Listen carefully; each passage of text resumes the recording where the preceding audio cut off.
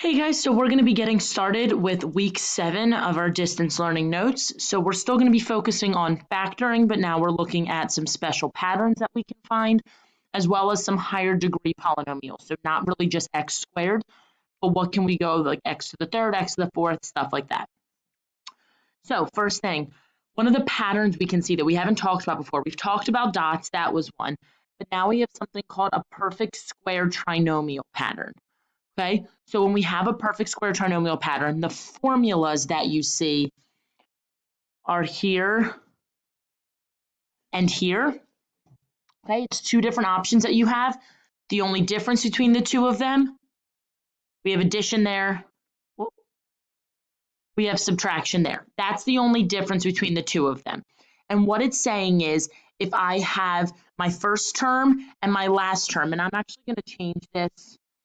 This is like your A, your B, and your C, right? It's not different. We're using different letters, A, B, and C, okay? So it's like your A term and your C term are both perfect squares, kind of like how they are in dots. But then there's that little extra added piece where if it's a perfect square trinomial, that means if I take the square roots of A and C, I add them together and I multiply, then they are going to be what that middle B term is. Okay, so let's actually look at an example so you can see what I mean by that. So the first example, 9x squared plus 12x plus 4. Can't factor anything out, can't take a GCF out. So could you go and could you sit there and say, okay, I'm going to do 9 times 4, that's 36, and then you're going to do the forced grouping, like the British method that we've already done. You absolutely can.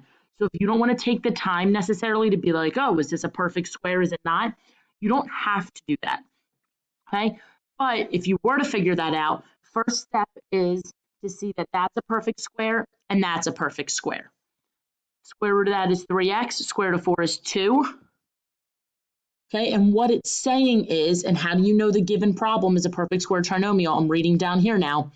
A and C are positive perfect squares, and the B term is twice the product of the square roots of the A and C terms. That should say product. Okay, so 3 times 2 is 6. 6 times 2 is 12, twice the product. You multiply your A and your C, you multiply that by 2, and that should give you what this middle piece is, which means your answer would be 3x plus 2 squared. So what that means is it's really 3x plus 2 times 3x plus 2. Now, again, you don't have to recognize this method. If you miss it and you go ahead and you do the normal forced grouping that we were doing before when your A was greater than 1, that's totally fine. You're still going to get the same answer. But if you look at this next example problem on the right, those numbers would be pretty big. Okay? And there's not a common factor, a GCF, that you can take out of there to say I can make the numbers smaller. So again, both of these are positive perfect squares, 7x and 6. The product of that is 42x. Multiply that by 2, I would get 84x. Okay, so that's how I know that this is a perfect square trinomial. Now, only thing that you need to then be aware of, if my pen would work, there we go, is that negative right there. Since that's a negative, it's going to be subtraction on the inside, just like it is here. That is the only difference. So when you write your answer, it would be 7x minus 6. And all of that is being squared. So again, this is just a pattern. It's a little bit, I don't want to say a trick, but it is kind of a shortcut to factor some of these. So the first thing you should always do is check to make sure your A and your C, if they're positive perfect squares, then you can check to see was that middle piece twice the product of those two. If it's not, then you know it's not a perfect square, and you would just factor like normal, okay? So let's look at 2 examples. So first example here, 81x squared plus 90x plus 25. Both of these are perfect squares, which is what we want them to be.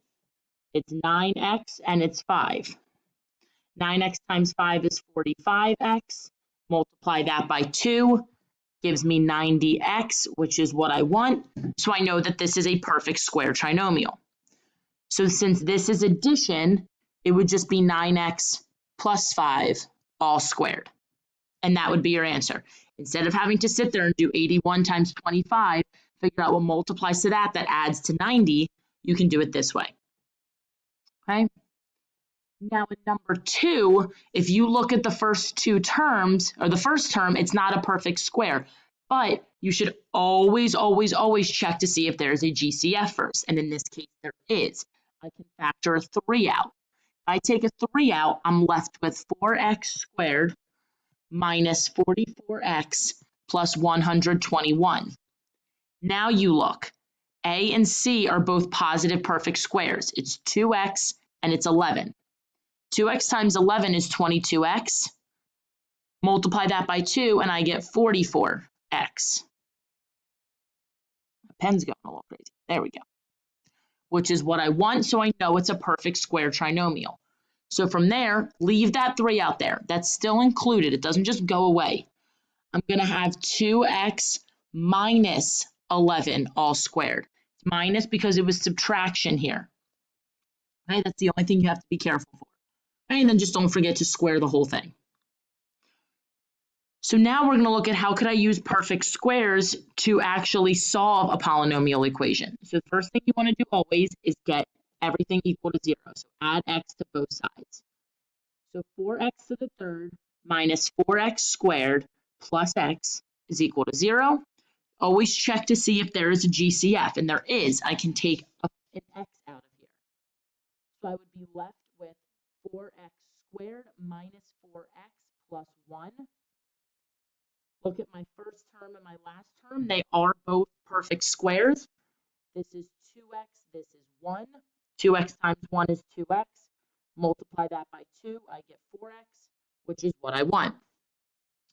So then I would have x times, you want to leave the x, 2x minus 1. All of that being squared. Again, it was subtraction. That's how I know it's going to be subtraction in there. But now it is set equal to 0 because I am solving here. I'm not just factoring. So then I set everything equal to 0. So x is equal to 0, 2x minus 1 equals 0, 2x minus 1 equals 0. Because remember, there's 2 of them. It's squared. So I have to do it 2 times. So x equals 0, already an answer. I can add 1. 2x is equal to 1.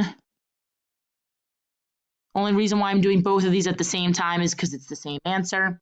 So I'm going to get x is equal to 0, 1/2, and 1/2. Okay, 3 options there. All right, let's look at number 4. Let's bring everything over to the left-hand side. So subtract x squared from both sides. Add 30x. And subtract 20. So I'm going to have 10x squared minus x squared is 9x squared plus 30x plus 25 is equal to 0. My first term and my last term are perfect squares. It's 3x and 5. 3x times 5 is 15x times 2 is 30x, which is what we want for the middle. So I know it's a perfect square trinomial. So I can use that kind of shortcut. So I would have 3x plus 5 all squared is equal to 0. It's addition here because this, sorry, not that, right here was addition. So that's why this is going to be addition. Set it equal to 0. 3x plus 5 is equal to 0. And then again, 3x plus 5 is equal to 0.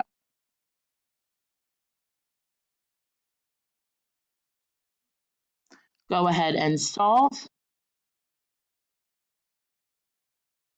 So x is equal to negative 5/3 and negative 5/3. Okay, so that was kind of dealing with that perfect square trinomial pattern. Again, you don't have to find it. You can always do the forced grouping like we did a couple weeks ago. But this can sometimes help to make the work a little easier and a little smaller of numbers. Okay, so now we're going to look at factoring a polynomial with a degree higher than 2. So 4, 6, all of that. So first thing here, 2 terms. I know it's going to be a dots problem. So square root of x to the 4th is x squared, and that's 9. So x squared, my pen would like to work, there we go. x squared minus 9, x squared plus 9. X squared minus 9 is another dots problem. So x plus 3, x minus 3, x squared plus 9. Okay. Number 2, 25x to the fourth. The square root of that is 5x squared. Square root of 9 is 3, so this is going to be 5x squared minus 3, 5x squared plus 3. Can't factor either of those anymore, so that's your final answer. Over here at number 3, I have square root of 16x to the fourth is 4x squared. Square root of y to the fourth is y squared. So I'm going to have 4x squared minus y squared times 4x squared plus y squared. 4x squared minus y squared is actually another dots problem. It's 2x and it's y. So this can be 2x plus y, 2x minus y, and 4x squared plus y squared. So that one was a little longer. There was a kind of multiple variables. It can get a little more confusing. Over here at number 4, 49x to the 6th. Well, the square root of 49 is 7. The square root of x to the 6th is actually just x to the third, because x to the third times x to the third would get me x to the 6th. And then square root of 1 is 1. So 7x to the third minus 1 times 7x to the third plus 1. Can't factor that anymore, so that would be my final answer. Last 4. Over here at number 5, x to the fourth plus 10x squared plus 25. I want you to think of this as if it was x squared and 10x. You would just see what multiplies to 25 that adds to 10, right? You would just do it like normal. So I want you to kind of think of it like that for this one, okay? So what multiplies to 25 that adds to 10, that's going to be 5 and 5. So then you would end up with x plus 5 times x plus 5, but that's if it was a normal one. Since it's x to the fourth, it's actually going to be x squared plus 5 times x squared plus 5, because the square root of x to the fourth is x squared. So that's the only difference. I still want you to treat those as a normal trinomial factoring. It's just instead of x, it would be x to the fourth. Then you would also write this as x squared plus 5 all squared. Some of you might have recognized that that was a perfect square trinomial, so you could have done the shortcut on that if you noticed it, okay? Number 6, first thing you always look for is a GCF. I can take a 12 out of here. Factor 12 out, I'm left with x to the fourth plus x squared minus 24, okay? Leave the 12 there. Same thing here. It's going to be x squared and x squared instead of x and x. That's the only difference, okay? So what multiplies to, that should be -2 now. What multiplies to -2 that adds to +1, it would be +2 and -1. But from there, I want you to notice that this last one's a dots. So 12 times x squared plus 2 times x plus 1 times x minus 1. You always need to make sure, can I factor any more? Okay? Number 7. I want you guys to go ahead and try number 7 and 8. I'm going to pause the video. When you come back, check your work against mine. Okay, so start checking your answers for 7 and 8. If you want to pause and take a look at them, that's totally fine.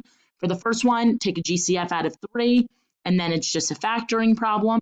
And number 8, it would have had to have been a forced grouping problem. So go ahead and pause if you have to.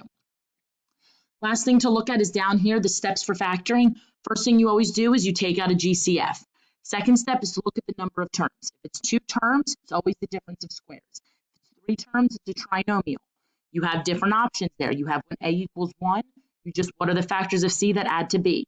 If A doesn't equal 1, it's that forced grouping like we just did in number 8. And then you can also check for a perfect square trinomial. If it's 4 terms, it's always going to be a grouping problem. After you've done that, you go to step 3 and you say, did you factor completely? So this is just a nice little chart for you guys to be able to utilize, to go back to if you're ever unsure what to do. That just kind of helps you out, okay? So if you guys have any questions, we'll be meeting shortly, so I will see you all soon. Bye.